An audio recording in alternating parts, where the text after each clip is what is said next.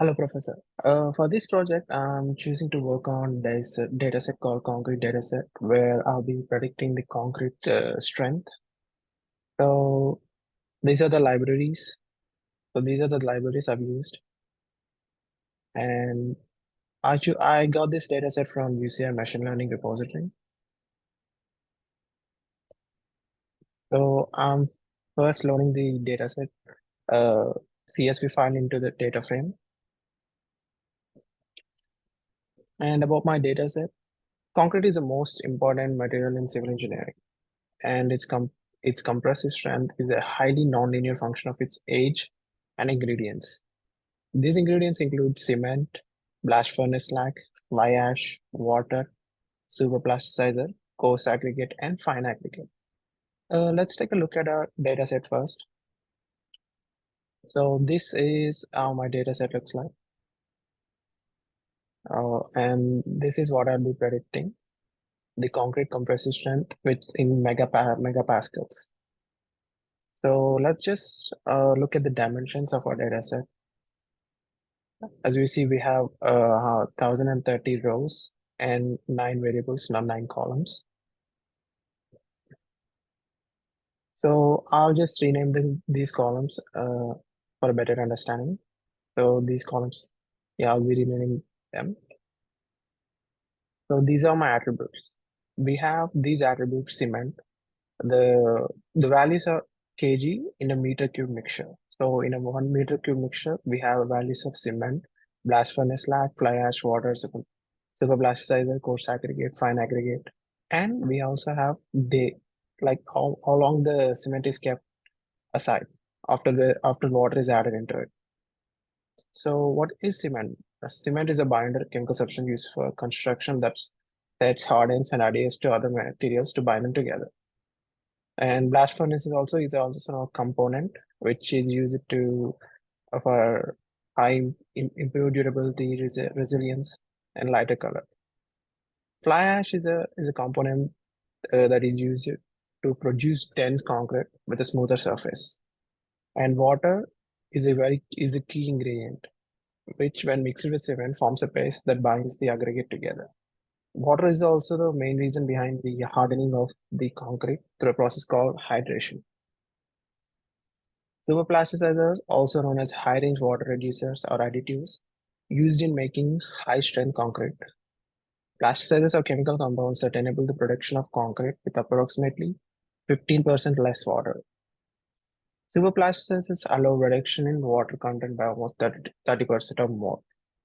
Coarse aggregate refers to, we have another component, coarse aggregate. It refers to irregular and granular materials such as sand, gravel, and crushed stone, which are used for making concrete. In most cases, is naturally occurring and can be obtained by blasting quarries or crushing them by hand or crushers. Fine aggregate uh, is also another component. It consists of natural sand or crushed sand with most particles passing through 3 by 8 inch sleeve. Coarse aggregates are any particles greater than 0.19 inch, but generally range between 3 by 8 and 1.5 inches in diameter. And age. Age is also an important factor. It's the time since the moment water is added to the cement.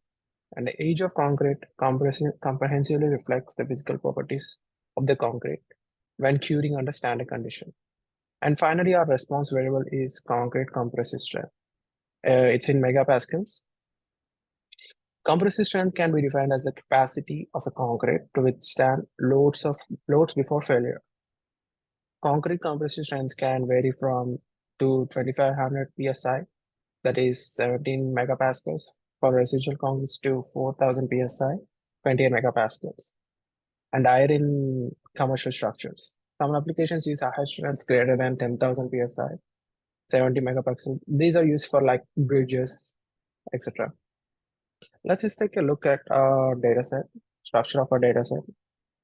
As we can see, all the variables are of type numeric. All the variables are of type, and we'll just check if there are any missing values in our data set. As you can see, there aren't any missing values. You can see the number of missing values in each column is 0. So we can proceed. We don't have to do any imputation. as there are no missing values. Let's just look at the summary of our data set. As we can see, for the cement variable, we can see the minimum value is 102 kg per meter kg, and first quantile median mean is 281. And for blast furnace slag, we can also see the minimum value is, and the minimum value, median, and mean. And we can see all the mean, median, first quantile for all other columns. Now, just let's take a look at the histogram of the cement.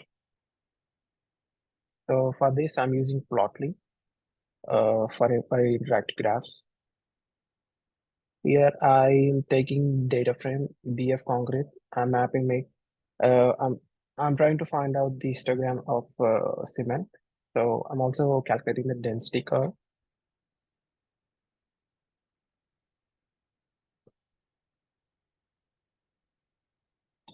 Uh, Now when I run this, you can see the histogram of the cement. Now this is a density curve passing along through the histogram.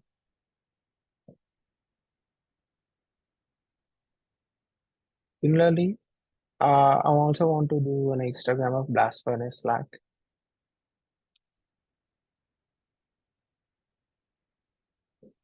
You can see that this graph is a bit skewed to the right. The value at starting is very high, and then the values goes on decreasing. And then the histogram of fly hash.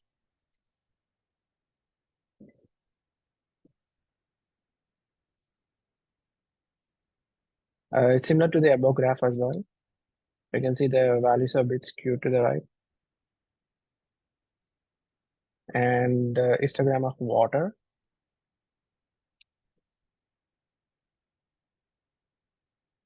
We can see that this graph is approximately normal, but is very far from it. As you see, the tails are thinner and it's thicker in the middle, but it's not exactly normal. It's very far from it, but we can approximate it. And for super plasticizer, uh, again, this graph is also a bit skewed to the right, and seems like there is an outlier here. And for fine aggregate, we can see the graph for the fine aggregate.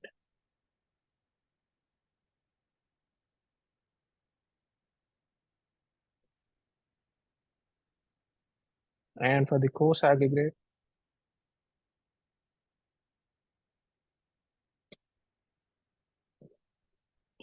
this graph is bit normal, and when it's it's not exactly normal, but very far from it. And age,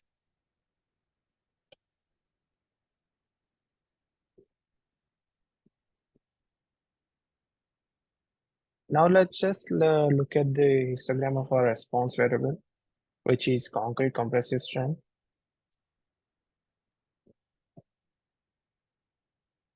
This graph is approximately normal, but again, this is also very far from being normal. As you can see, database is a little bit skewed to the right. Now, now let's take a look at the box plots. The box plot can be plotted by using stat box plot and geom box plot.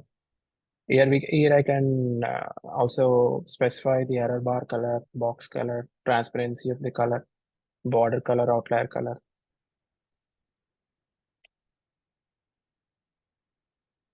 As you can see, the box plots of cement variable, we can see the maximum value of the cement is 540, and third quartile is 350, and the median value is 272. The first quantile is 182, and the minimum value is 102. And there seems to be no outliers here. Now let's take a look at the blast furnace slag box plot. We can see that there is one outlier here, 359.40. This is an outlier. And the upper fence, it's 342. The Q3, the third quantile is 143. The median is 22. And the Q1 is 0. And the minimum value is also 0. Now let's take a look at the box plot of fly ash.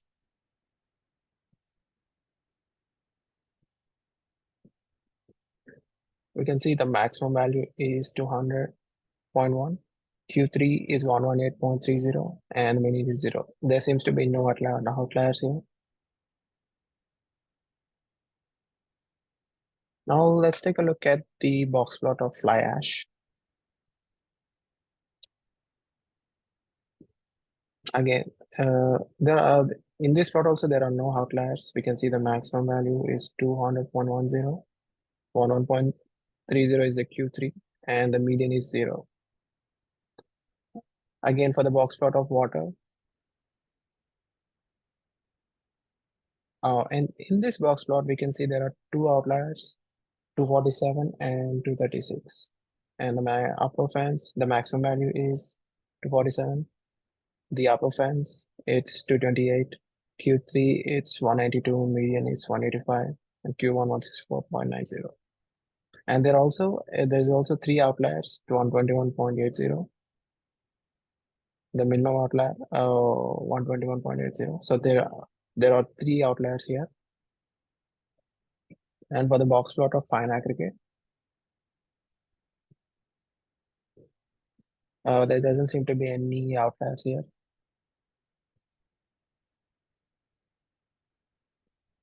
And the box plot of coarse aggregate,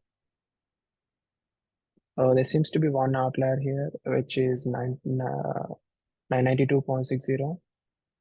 The upper fence is 945 and the median is 779.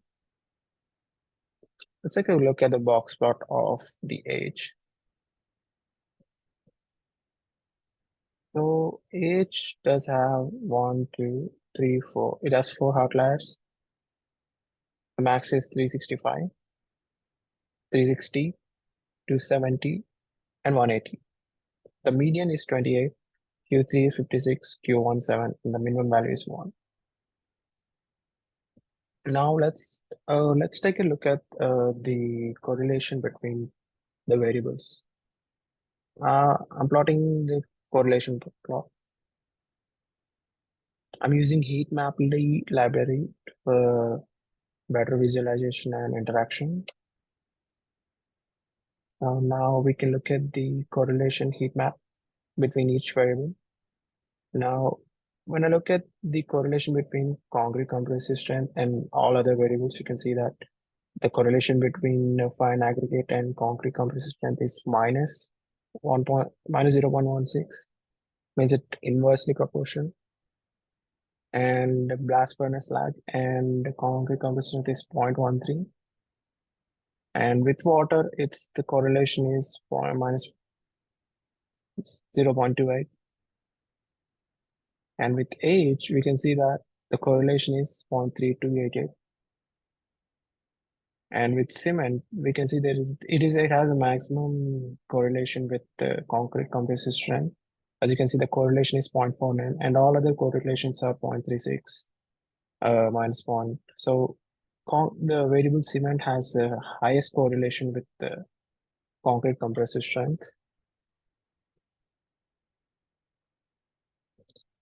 Now let's take a look at bootstrapping. So bootstrapping is a statistical procedure that pre-samples a single dataset to create many simulated samples.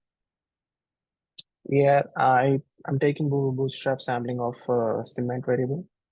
So usually the number of times I repeat this is 10 to the power of 5, and I create an empty vector here. And for every iteration, I select a sample of size, the number of rows of the variable, and I replace them. This is very important because In Bootstrap, we replace, and there are chances of occurring, chance of getting the same value again and again. We may have duplicate values in the sample. That's what I'm trying to say. And we calculate the mean of that sample. Here we calculate the mean of that sample here. And we put that, we put all the values in a data frame. Now let's take a look at it.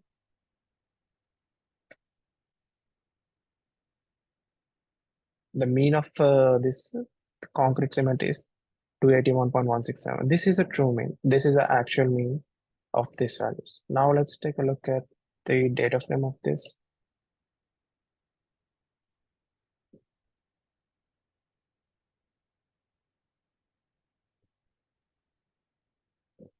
You can see, sir, there are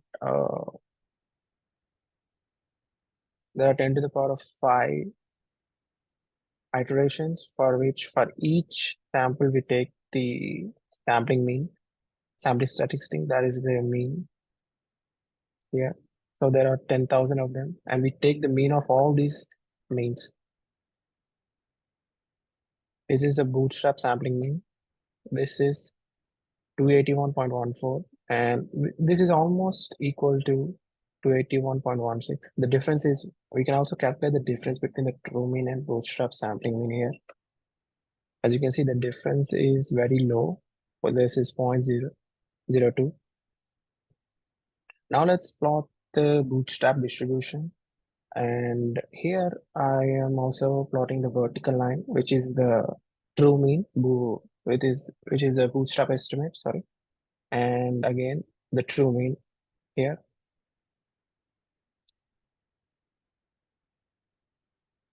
Here the red indicates the true mean. That is the actual mean of this of this of this variable. Now, if I zoom in, you can see that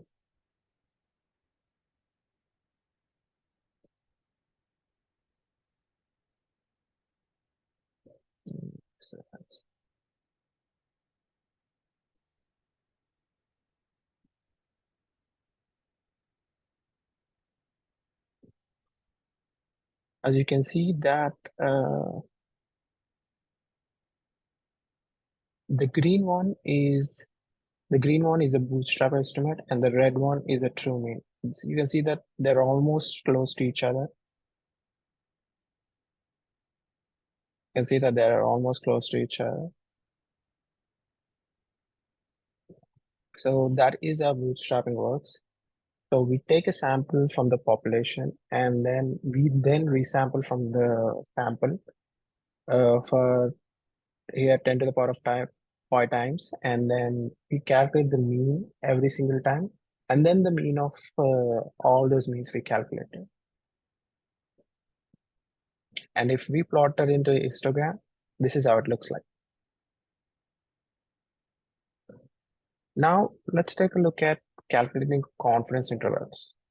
So for a sample size greater than 30, the 100 into 1 minus alpha percent confidence interval for mu, the population parameter, is given by x bar minus the z value at alpha by 2 times this is a standard deviation of the population by root of the sample size.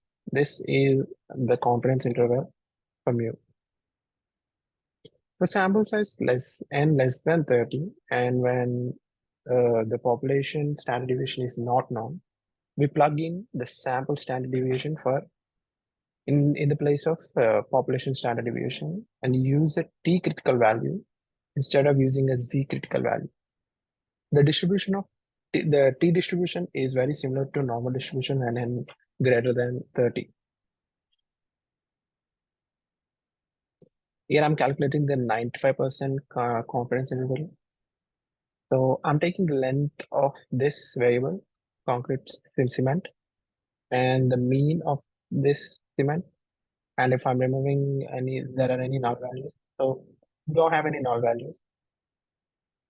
And I'm calculating the standard deviation here. So this is the error margin.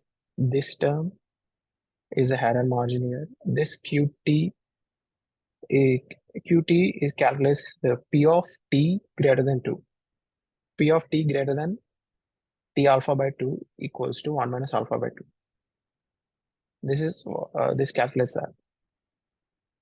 And the decrease of freedom is n minus 1 into this one, standard deviation by square root of n. And we can calculate the lower bound is mean value minus error margin, upper bound is mean value plus error margin. Running this side, as you can see, this is the 95% confidence interval. We can say that if for many times if we repeatedly take samples, we can say that we are 95% confident that the mean is between the mean will be in this confidence interval.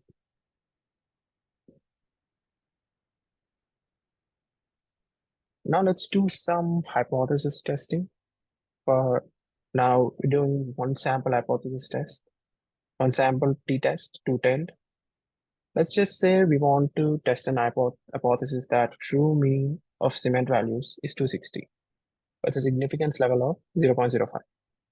Here, the null hypothesis is mu equal to 260 and the alternate is mu not equal to 260. This is a two-tailed test. So it will be not equal to 260. Now, I'm using t dot test to calculate the hypothesis level. T dot test confidence level is 0.95. Confidence level 0.95 is same as significance level 0.05. Now, when I run this, as you can see, we get the t value is 6.5006. The f degrees of freedom is 1029. So the n row of our data set is 1030. So degrees of freedom is n minus 1. And the p value corresponding to the t value here is 1.245 into 10 to the power of minus 10. The alternative hypothesis is not equal to 260. So the 95% confidence interval is 274.7781. This is same as this 95% confidence interval. From the above result, what can we deduce? The p-value for the above hypothesis test, the p-value for the above hypothesis test is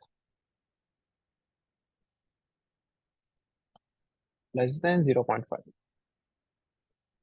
The value of p is very small, it's less than 0.05. So we can reject the null hypothesis that true mean is equal to 260.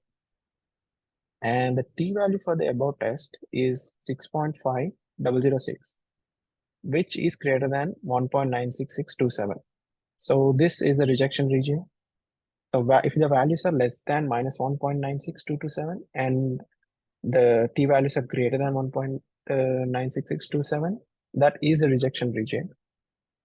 6.506 is greater than 1.96, so the t-value is in the rejection region. So we reject the null hypothesis here. We can see that we can confirm that t-value is greater than is actually in the null with rejection region here. As you can see, the t-value is in the rejection region. Now let's do a left-tailed one sample test. You will want to test an hypothesis that true mean of cement values is less than 295 with a significance level of 0.05. So the null hypothesis is mean is equal to 295 and the alternate is mean is less than 295. Now here I'm using the parameter alternative is equal to less, which means we're doing a left tail test with a confidence level of 0.95. Now I'm running this. As you can see that t value is minus 4.2 and the p value is 1.177 into 10 to the power of minus 5. So this is the 95% confidence interval minus infinity to 286. Since we're doing a left tail test, it will be minus infinity. And let's just check if the t-value is in the rejection region or not. T-value is in the rejection region. Since we're doing a left tail test, we calculate the left tail of the normal plot, which we have minus 1.96. We know that minus 4.2478 is less than minus 1.96, so it's in the rejection region. So the p-value for this test is 1.77 into 10 to the power minus 5. It's less than 0.05. So we reject the null hypothesis that mean is equal to 295. The evidence in this test favors the alternate hypothesis, which is the mu is less than 295. And again, the t-value is in the rejection region. And for the right tail test, we want to test an hypothesis that true mean of cement values is greater than 270 with a significance level of 0.05. Here we assume that null hypothesis is 270, for null hypothesis mean is 270, and the alternate hypothesis, the mean is greater than 270. Let's just do the t-test here. And I'm using the parameter alternate equal to greater because I'm doing the right tail test. As you can see, the t-value is 3.4, which is greater than 1.96. The p-value is 0.003. And the 95% confidence interval is 275, 80692 to infinity. Here we let's just confirm if this value, t-value, is greater than 1.96. If the value is t-value is greater than 1.96, it indicates that it is in the rejection region. So it is true that this value is greater than the 1.96, and the p-value 0.0003 is less than 0.05. So it is close to 0. So we reject the null hypothesis that mu equal to 270. And the evidence here in this test favors the alternate hypothesis, which means that mu is greater than 270. The t-value, again, it's all in the rejection region. I'll talk about the power of a test, which is defined to be 1 minus the probability of a type 2 error. That is, power is the probability of correctly rejecting the null hypothesis. A type 2 error is failing to reject null when it is false. So the probability of a type 2 error is 1 minus. For this test, the probability of type 2 error is 1 minus, let's just understand. The power is 0.0890. So 1 minus is 0.91. So the probability of type 2 error for this test is 0.91. Where the delta means the difference between the mean and the actual mean.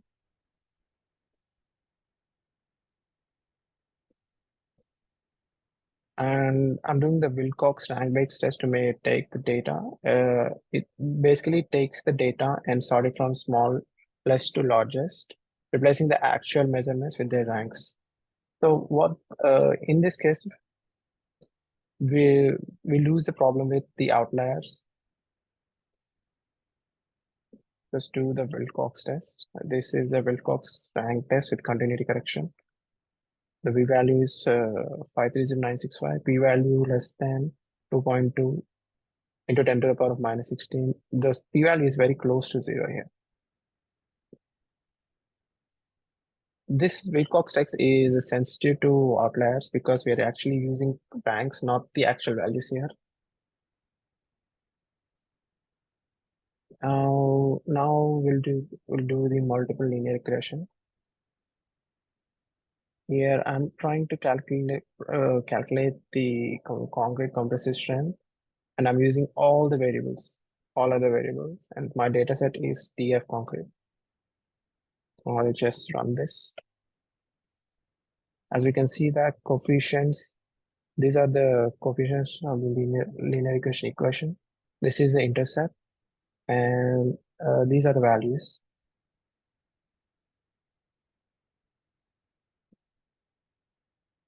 So the multiple linear regression looks like this. The y, which we are predicting is the concrete compressive strength, is equals to minus 23. This is the intercept plus cement, the values into its parameter, its coefficient. And it's the coefficient of blast furnace lag is this one. So this is the final multiple linear regression equation.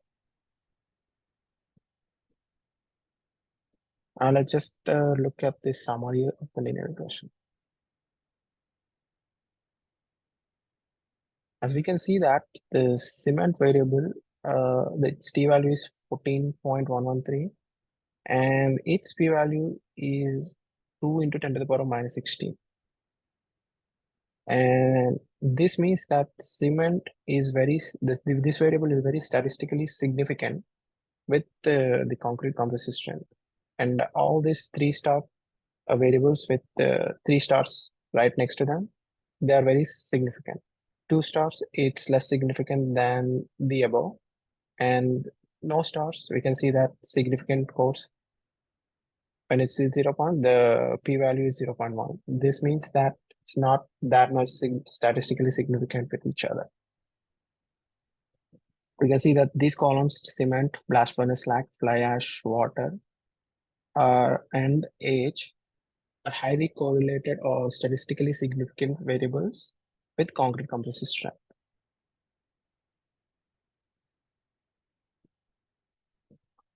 And the adjusted R square value is 0.6125, and multiple R square value is 0.6155. The residual standard error is 10.4, and on 1021 degrees of freedom, because yeah, the degrees of freedom is 1021 because the nine degrees of freedom are the variables, the columns.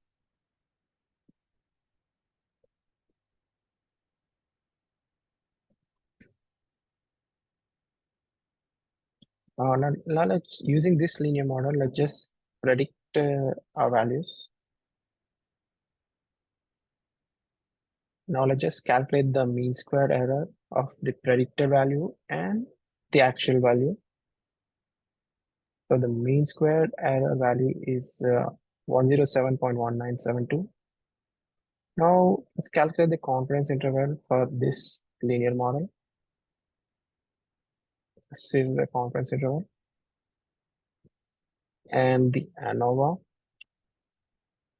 ANOVA means an analysis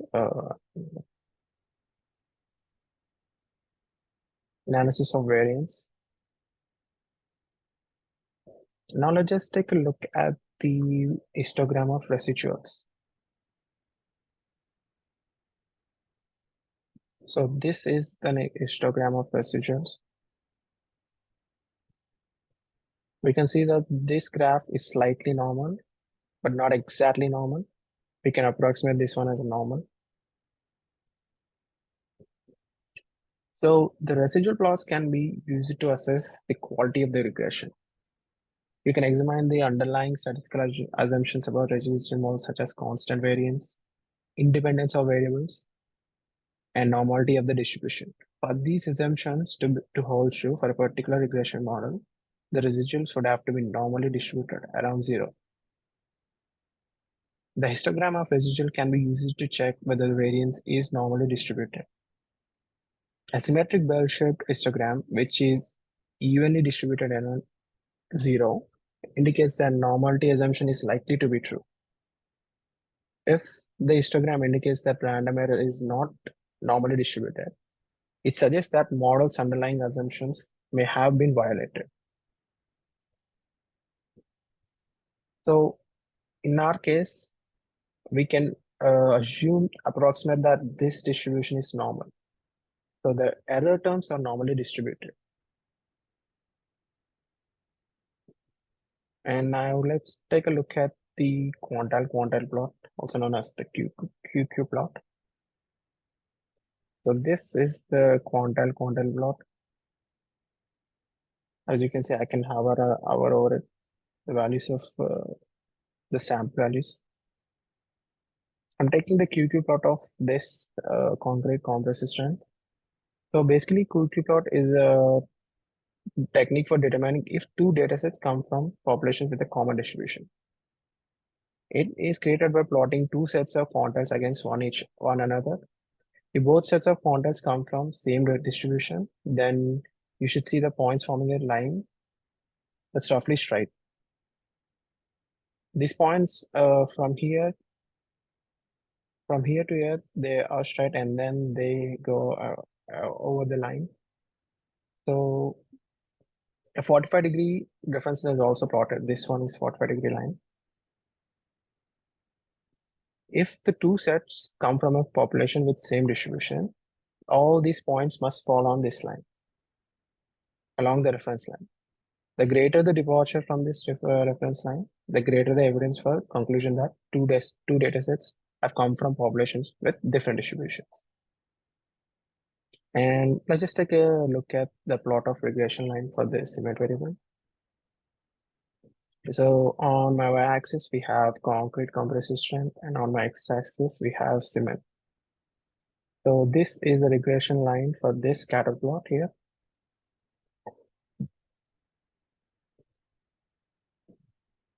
As you can see that there is some high bias in this model. So for value here, the predictions are here. Now let's do the regression line with water variable.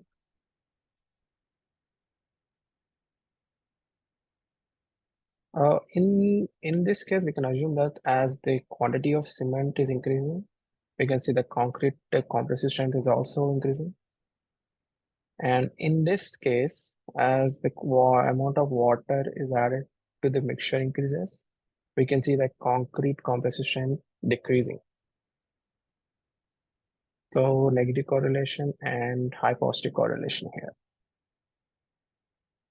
Now let's calculate the statistic value for the above linear model. So this is a statistic value, and the residual standard error is 10.39, and the R square value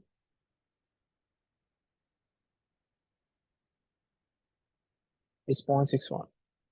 The R square value means that approximately 61% of the variance in the response variable can be explained by the inputs. Now I'll just perform the leave one out cross validation. This means that one sample is left out and the model is trained with all other samples, and then the second sample is left on and the model is trained with all other values. Like that, we train with the number of rows, number of samples here. I'm using character library for the D1 out cross validation. These are the control parameters that I'm using D1 out cross validation. So here I'm fitting a regression model with data DF concrete. I'm predicting concrete compressive strength using linear model. Train control is these are the parameters. As you can see, it is taking time because leave one out cross validation is computationally very expensive. So we have 1030 samples and 8 predictors. So there are sample sizes are 1029, 1029. So it takes out of 1030 samples, the model is trained on 1029 samples and is validated on one sample again.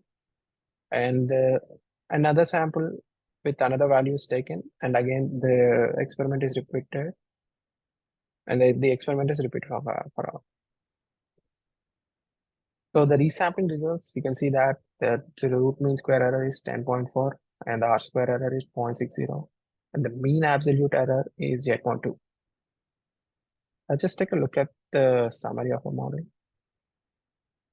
And again, this model is also similar to the model we did without the cross-validation. You can see that these variables, as we saw earlier, are also highly statistically significant with the response variable.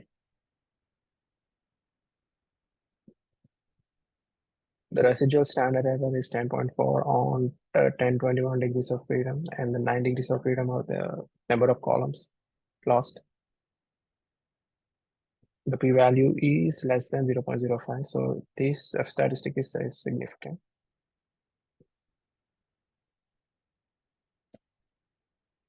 So these are the residuals of the linear model with cross-validated linear model. Now let's just take a look at the histogram of the residuals of the linear model with the cross-validation. We can see that histogram of residuals of model is approximately normal, but is very far from being normal. The residuals are normally distributed. That is, the error terms are normally distribution. This is one of the major assumptions of linear regression. The error terms are normally distributed. Thank you.